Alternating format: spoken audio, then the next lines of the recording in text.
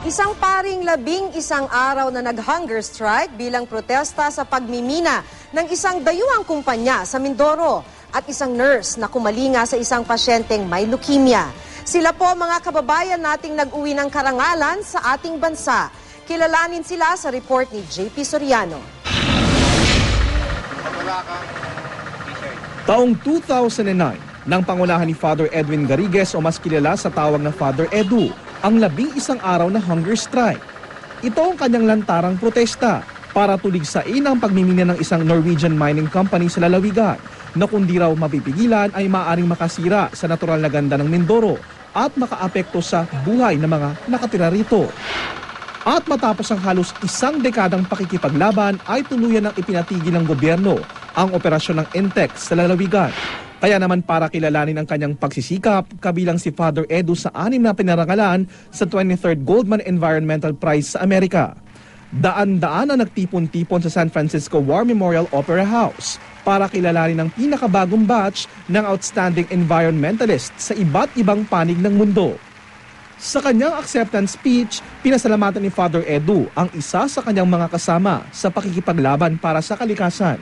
One of these leaders is Badang, a Mangyan woman who went on hunger strike with me. She was ready to die to save the watershed threatened by mining. For her,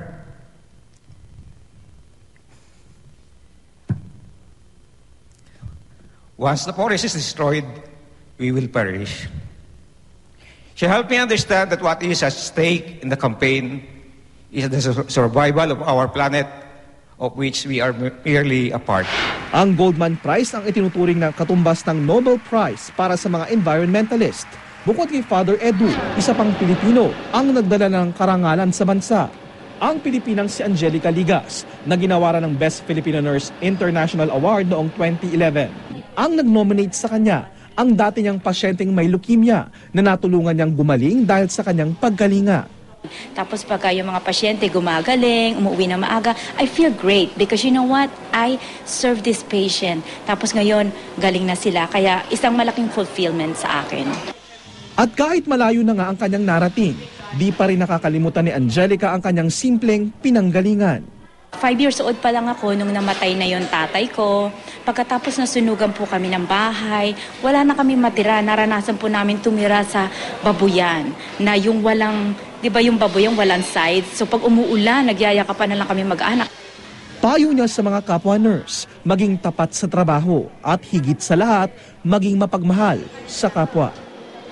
JP Soriano, GMA News.